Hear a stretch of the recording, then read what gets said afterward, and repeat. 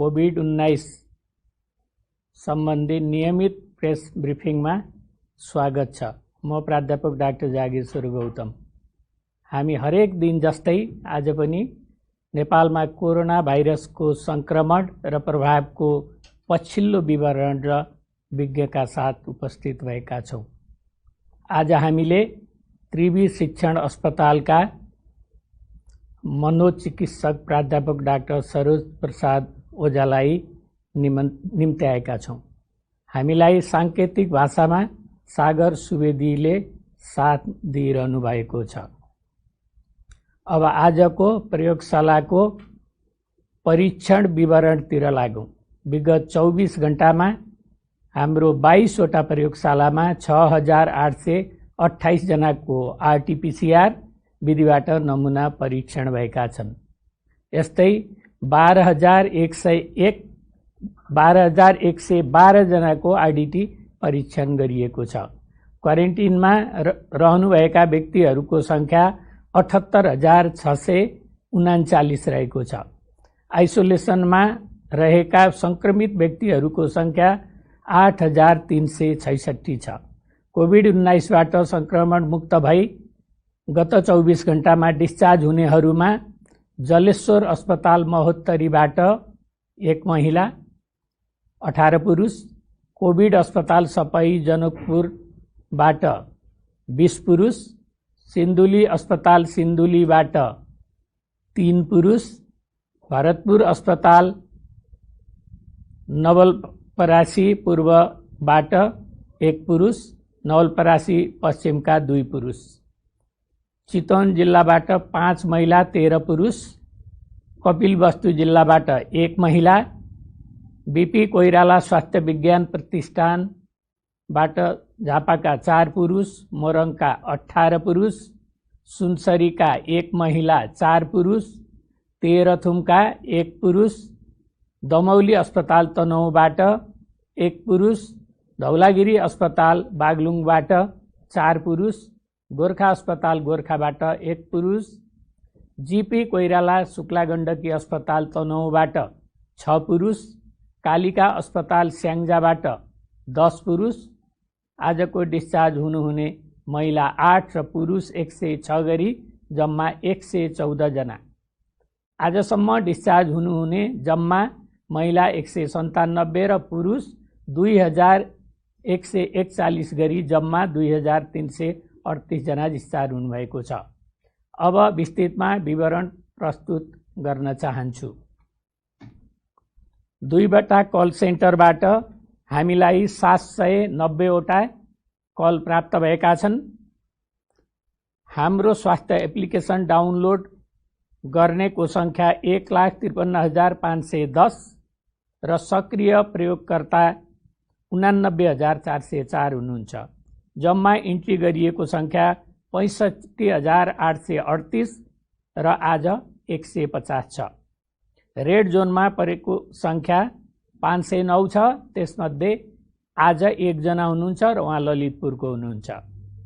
हाम्रो वेबसाइट हेर्नेको संख्या 27,76,477 छ र हाम्रो भाइबर ग्रुपमा जोडिनेको संख्या 3,86,990 छ।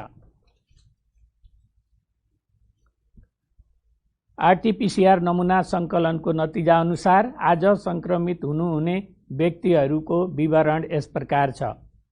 बीपी कोइराला स्वास्थ्य विज्ञान प्रतिष्ठान धरान प्रयोगशालामा झापाका 10 जना पुरुष, कोशी अस्पताल विराटनगर प्रयोगशालामा सुनसरीका 1 पुरुष, प्रादेशिक जनस्वास्थ्य प्रयोगशालामा झापाका 1 पुरुष र मोरङका 1 पुरुष, गजेन्द्र नारायण सिंह अस्पताल राजविराज प्रयोगशालामा सप्तरीका 1 महिला र 5 पुरुष, प्रादेशिक जनस्वास्थ्य प्रयोगशाला जनकपुरमा धनुषाका 3 महिला र 17 पुरुष, महोत्तरीका 2 महिला र 10 पुरुष र सर्लाहीका 1 पुरुष हुनुहुन्छ। यस्तै राष्ट्रिय जनस्वास्थ्य प्रयोगशाला टेकुमा अछामका 10 पुरुष, बैतडीका 1 महिला र 3 पुरुष, बाजुराका 7 पुरुष, डोटीका 10 महिला र 38 पुरुष, कैलालीका 9 महिला र 39 जना पुरुष, कञ्चनपुरका 16 महिला र 69 पुरुष, पर्वतका 1 महिला र 1 पुरुष, रौतहटका 9 महिला र 35 पुरुष र सर्लाहीका 5 महिला र 15 पुरुष हुनुहुन्छ। यस्तै शुक्रराज टपिकल तथा शरीर रोग अस्पताल प्रयोगशालामा धादिङका 2 पुरुष, काठमाडौँका 1 पुरुष हुनुहुन्छ। भरतपुर अस्पताल प्रयोगशालामा चितौनका 1 पुरुष, तनहुँका 1 पुरुष र नवलपरासी पूर्वका 3 महिला हुनुहुन्छ। किर्जन्न रोग अनुसन्धान तालिम केन्द्र हेटौँडा प्रयोगशालामा नवलपरासी पूर्वका 2 पुरुष र पाल्पाका 14 पुरुष हुनुहुन्छ। पाटन अस्पताल ललितपुरमा भक्तपुरको 1 महिला हुनुहुन्छ। वीर अस्पताल काठमाडौँ प्रयोगशालामा अछामका 1 महिला र 12 पुरुष हुनुहुन्छ। त्यस्तै पोखरा स्वास्थ्य विज्ञान प्रतिष्ठान प्रयोगशालामा गोर्खाका 2 पुरुष, कास्कीका 4 पुरुष हुनुहुन्छ।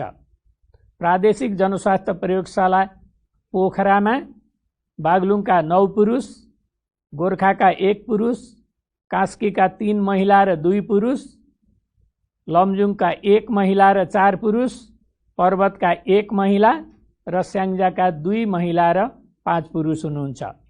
प्रादेशिक जनस्वास्थ्य प्रयोगशाला रूपन्देहीमा गुल्मीका 5 पुरुष, कपिलवस्तुका 1 पुरुष, पाल्पाका 1 पुरुष र रूपन्देहीका 1 महिला हुनुहुन्छ। भेरी अस्पताल नेपालगञ्ज प्रयोगशालामा बाँकेका 9 जना पुरुष, बर्दियाका 1 जना पुरुष हुनुहुन्छ। राप्ती स्वास्थ्य विज्ञान प्रतिष्ठान दाङ प्रयोगशालामा दाङका 6 महिला र 70 पुरुष र प्युठानका 10 पुरुष हुनुहुन्छ।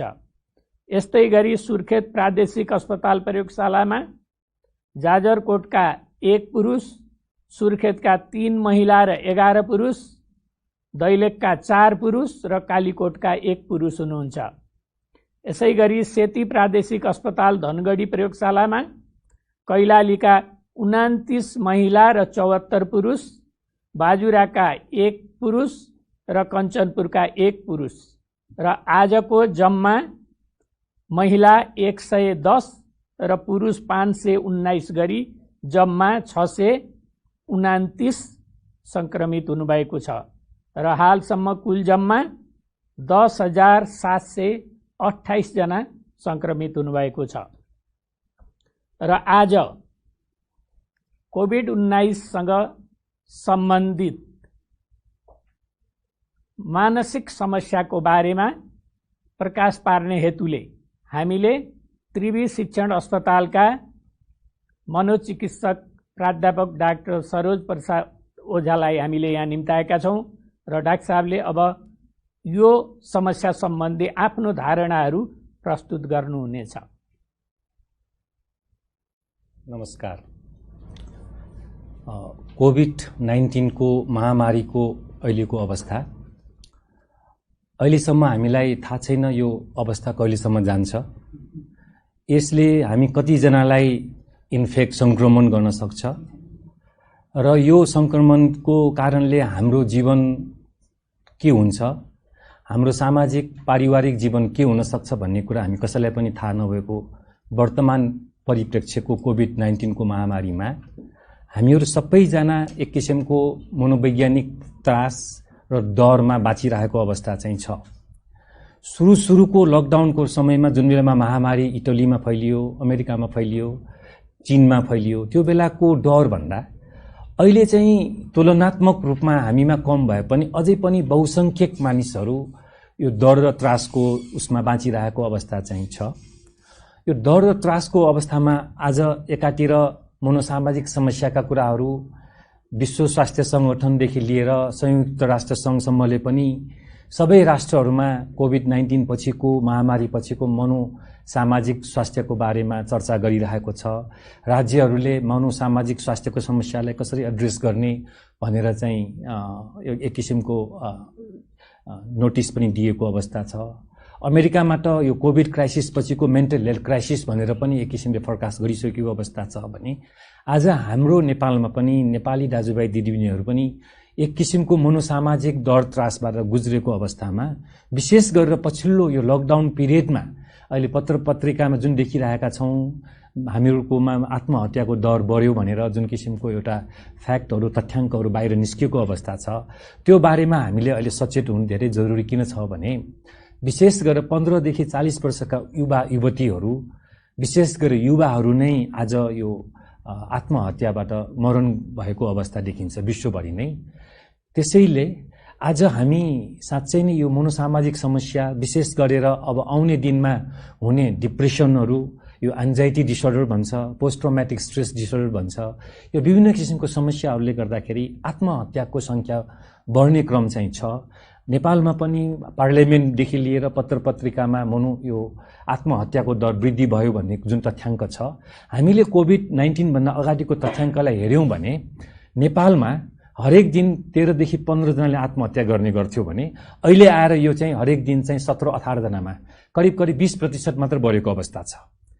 विश्वमा हेऱ्यौँ भने चाहिँ हरेक 40 सेकेन्डमा एकजनाले आत्महत्या गर्छ। कोभिड-19 अगाडिको कुरा गर्दैछौँ। र अमेरिकामा हेऱ्यौँ भने हरेक 11 मिनटमा एकजनाले आत्महत्या गरेर मरण गर्छ। इन्डियामा हरेक 2 मिनटमा एकजनाले मरण गर्छ आत्महत्याबाट भने नेपालमा हरेक दिन 15 जनाको हाराहारी भएको बेलामा अहिले करिब 20%ले आत्महत्याको दर वृद्धि भएको देखिन्छ।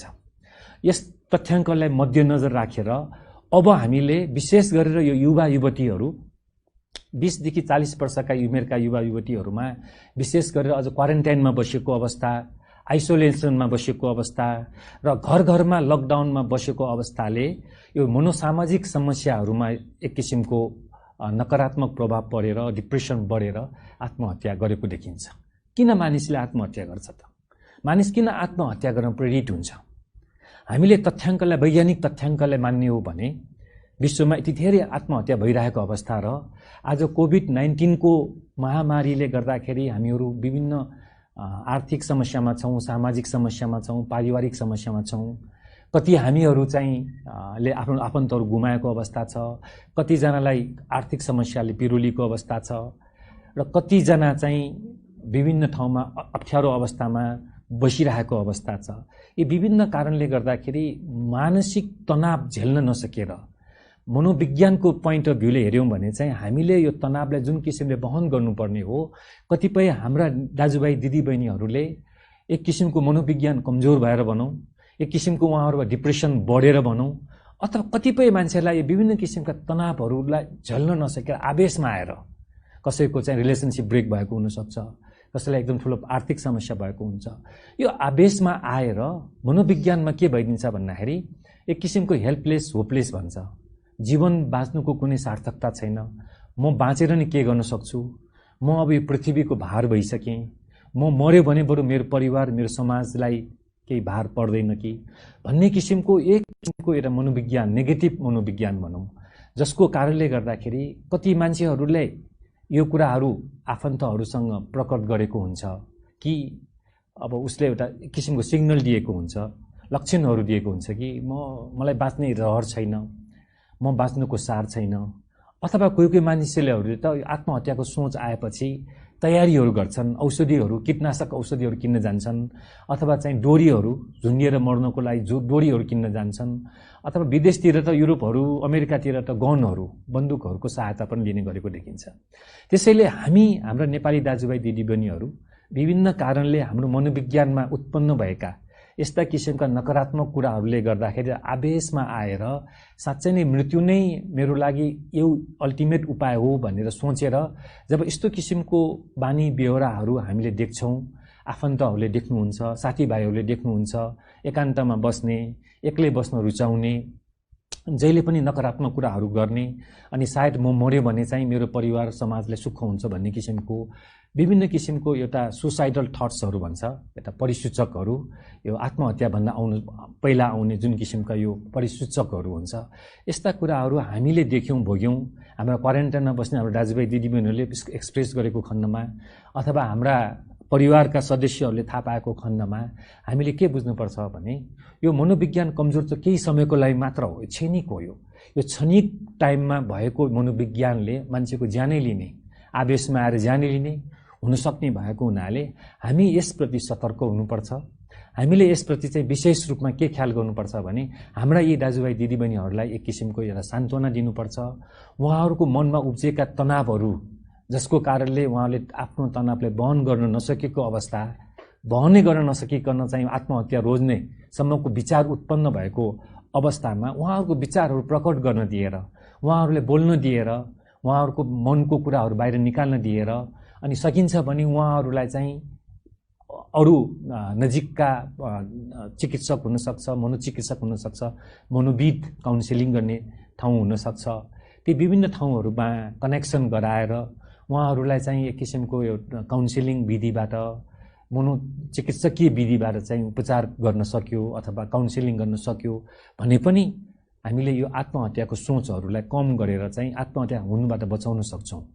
र अर्कोतिर यो क्षणिक समय हुनसक्छ। अघि हामी भन्यौँ कति समय लाग्छ थाहा छैन, तर अहिलेसम्मको अनुभवमा हामी के देखिरहेछौँ, नेपाल चाहिँ धेरै लक्की के कुरामा छ भने हामीमा भएका भाइरसहरूले त्यति धेरै ज्यान लिएको अवस्था छैन। हामीमा भएको संस्कार, रेजिलियन्स भन्छौँ, भूकम्पपछि 72 सालको भूकम्पपछि पनि नेपालमा धेरै मनोसामाजिक समस्या बढ्छ भनेर विज्ञहरूले फोरकास्ट गरेका थिए।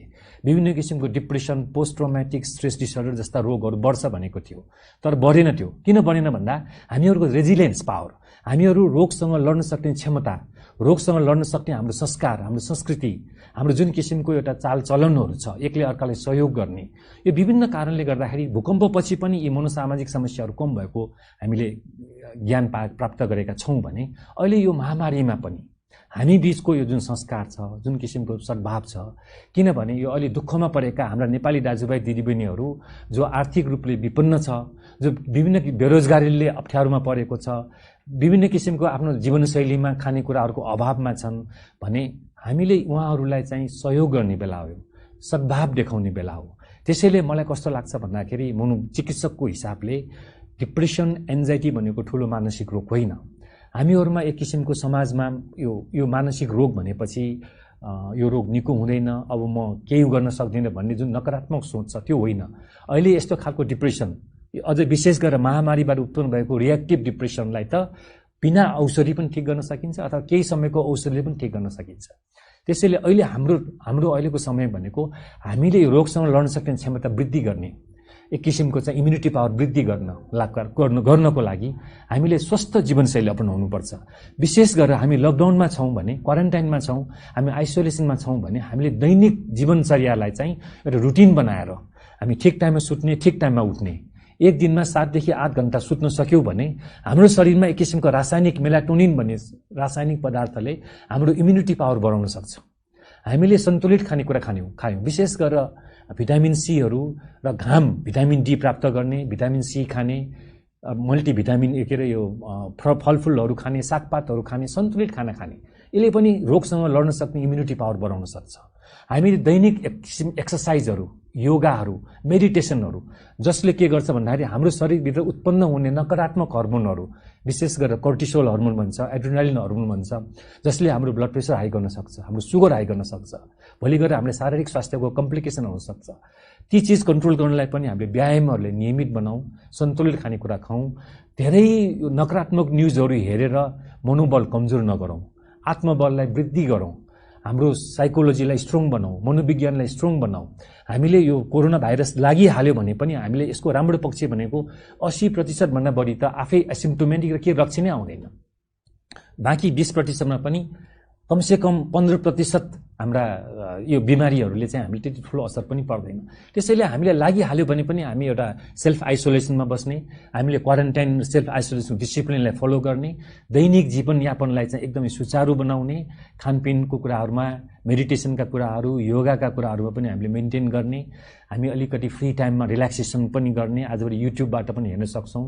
यी विभिन्न किसिमका एउटा स्वस्थ जीवनशैली अपनाएर हाम्रो जीवनलाई पोजिटिभ साइकोलोजी, पोजिटिभ मनोविज्ञानको विकास गरेर जति पनि नेगेटिभ नकारात्मक सोचहरू आएका हाम्रा नेपाली दाजुभाइ दिदीबहिनी जुनसुकै अवस्थामा छ उहाँहरूलाई पनि हामीले उहाँहरूको सान्त्वना, उहाँहरूलाई सहयोग, पारिवारिक सपोर्ट, सामाजिक सपोर्ट दिएर हुन्छ त्यो गरौँ। र राज्यलाई पनि रिक्वेस्ट गर्छु, हाम्रो राज्यलाई, नेपाल सरकार स्वास्थ्य मन्त्रालयमा रिक्वेस्ट गर्छु कि अब समय आइसक्यो, सुसाइड, आत्महत्या रोकथामको लागि राष्ट्रिय रणनीति ल्याउनु पर्यो र विशेष गरेर हटलाइनहरू, यो 24 घण्टा हटलाइनहरू उपलब्ध गराएर हाम्रा यी दाजुभाइ दिदीबहिनीहरूलाई आपद विपद पर्यो, आत्महत्याको सोच आयो भने यो काउन्सिलिङ विधि हुनसक्छ। त्यस उहाँहरूलाई चाहिँ एक किसिमको रिल्याक्सेसन टेक्निकका कुराहरू हुनसक्छ। सर्टेन ठाउँहरूमा जस्तो हाम्रो शिक्षण हस्पिटलमा, टिचिङ हस्पिटलमा अनि सर्टेन हस्पिटल, पाटन हस्पिटल, एनजिओहरूले पनि हटलाइनहरू सुरु गरेको छ। यसले अलि व्यवस्थित गरौँ, 77 जिल्लामा चाहिँ यो खालको हटलाइन सर्भिसहरूले पुरा गरौँ। हामीले त्यहाँ हाम्रा नेपाली दाजुभाइ दिदीबहिनीहरूलाई कम्युनिटीमा चाहिँ यो सम्बन्धी तालिम प्राप्त दिएर यो क्वारेन्टाइनमा बसेका हाम्रा नेपाली दाजुभाइ दिदीबहिनीहरू, आइसोलेसनमा बसेकाहरू र घर घरमा बसेकाहरूलाई हामीले यो आत्महत्या रोकथाम सम्बन्धी जनचेतना फैलाउने कुराहरू गरौँ। यो प्रिभेन्सन, यो रोकथाम हुन सक्ने विषय हो। हामी सबैजना मिलेर रोकथाम गर्न सक्छौँ। त्यसैले हामीले स्वस्थ जीवनशैली अपनाउँ, सकारात्मक सोचको विकास गरौँ। कसैलाई पनि आत्महत्याको सोच छ भने हाम्रो त्रिवी शिक्षण अस्पतालदेखि लिएर विभिन्न ठाउँमा हटलाइनहरू छ। नेपाली दाजुभाइ दिदीबहिनीहरूले नेपालभरिबाट, नेपाल बाहिरबाट पनि हाम्रा मनोचिकित्सक साथीहरू छन्, मनोविदहरू छन्। उहाँहरूले टेलिफोनबाट कन्ट्याक्ट गर्नुहोस्, कसरी स्वस्थ जीवन अपनाउने कुराहरू सल्लाह गर्नुहोस्, काउन्सिलिङ चाहिन्छ भने काउन्सिलिङ लिनुहोस्। म प्रतिज्ञा गर्न सक्छु हाम्रो सबैजना साथीहरू, हाम्रा यो प्रोफेसनहरूले यसमा हामीहरूले सक्दो प्रयास गर्नेछौँ। त्यसैले कसैलाई चाहिँ मनोसामाजिक समस्या आयो, कसैलाई आत्महत्याको सोच आयो, अब यो आएपछि मेरो जीवन बर्बाद हुन्छ भन्ने सोच नगरिकन हामी आज राज्य, समाज, परिवार, विश्व नै यो कोभिड-19 को लडाइँमा छौँ। त्यसैले हामी सबैजना मिलेर यो लडाइँमा हामीहरूले उत्तीर्ण सफल हुनु जरुरी छ। स्वस्थ जीवनशैली अपनाऊ, सकारात्मक सोचको विकास गरौँ, आत्मबललाई बलियो बनाऊ। यसो गर्न सक्यो खण्डमा हामीले धेरै कुराहरू, आत्महत्यादेखि मनोसामाजिक समस्यालाई हामीले नियन्त्रण गर्न सक्छौँ, रोकथाम गर्न सक्छौँ, उपचारबाट कम गर्न सक्छौँ। हस् त नक्सा, धन्यवाद छ यहाँलाई। र म अगाडि बढ्न चाहन्छु र एउटा क्रियाकलापको बारेमा म यहाँ भन्न चाहन्छु। कोभिड-19 को संक्रमण बढिरहेको यो बेलामा विद्यालयहरू समेत बन्द भएका छन्। कतै आफन्त कहाँ वा घुम्न जाने समेत उपयुक्त समय होइन यो। घरमै बस्दा टेलिभिजन हेरिरहेर वा कोभिडका बारेमा मात्रै सुनिरहेर बालबालिकाहरूले आफ्ना तनावलाई फरक फरक तरिकाले व्यक्त गरिरहेका हुन्छन्। जस्तै अभिभावकहरूसँग टाँसिरहने, चिन्ता गर्ने, रिसाउने, झर्को मान्ने, ओछ्यानमा पिसाब फेर्ने आदि बानी व्यवहारहरू देखाइरहेका हुन सक्दछन्।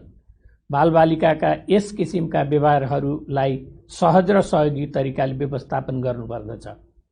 उनीहरूको जिज्ञासालाई सुनिदिने, माया ममता देखाउने, सँगै खेल्ने, एक्लो महसुस हुन नदिने गर्नुपर्दछ। सम्भव भएसम्म तालिकाबद्ध रूपमा तनावमुक्त भई सृजनात्मक काममा व्यस्त बनाउनका लागि तालिका बनाएर अभ्यस्त बनाउने गर्नुपर्दछ। बालबालिकाहरूको उमेरअनुसार उनीहरूको भाषामा तथ्यहरू बुझ्ने, बुझाउने कामहरूमा समय दिनुपर्दछ। र हाम्रो एउटा अनुरोध पनि छ आज, कोरोना भाइरसको संक्रमणको समयमा बालबालिकाहरूको तनाव व्यवस्थापनका सन्दर्भमा स्वास्थ्य तथा जनसङ्ख्या मन्त्रालयको अनुरोध छ। जस्तो विश्वव्यापी र नेपालमा पनि व्यापक रूपमा फैलिरहेको कोभिड-19 को महामारी विरुद्ध अग्रपङ्क्तिमा रहेर उपचारमा खटिने स्वास्थ्य सेवा प्रदायकहरूको लागि कोभिड-19 सम्बन्धी ज्ञान प्रदान र सिप विकास गरी गुणस्तरीय स्वास्थ्य सेवा प्रवाह गर्न सक्षम बनाउने उद्देश्यले राष्ट्रिय स्वास्थ्य तालिम केन्द्रले विविध तालिम सामग्रीहरू विकास गरी तालिमहरू सञ्चालन गरिरहेको छ। स्वास्थ्य कर्मीहरू तथा महिला स्वास्थ्य स्वयंसेविकाहरूको लागि कोभिड-19 सम्बन्धी मोबाइल बेस ट्रेनिङ प्याकेज तयार गरी तालिम सञ्चालन भइरहेको छ। चिकित्सक र नर्सिङ स्टाफहरूको लागि covid preparedness and essential critical management training package विकास गरी स्वास्थ्यकर्मीलाई अनसाइट तालिम सञ्चालन भएको छ। काठमाडौँको विभिन्न अस्पतालहरूमा अस्पतालका चिकित्सक तथा नर्सिङ स्टाफहरूलाई covid preparedness and essential critical care management तालिम सञ्चालन भएको छ। त्यस्तै कोभिड-19 को केस इन्भेस्टिगेसन र कन्ट्याक्ट ट्रेसिङको लागि तालिम प्याकेज तयार भई मिति 2077 असार 11 देखि केन्द्र, प्रदेश र स्थानीय तहमा तालिम सञ्चालनको तयारी भएको छ। र आज कुनै पनि संक्रमितहरूको मृत्यु नभएको जानकारी गराउँदै आजको यो कोभिड-19 को प्रेस ब्रिफिङ यहीँनिर अन्त गर्दछु। धन्यवाद। नमस्कार।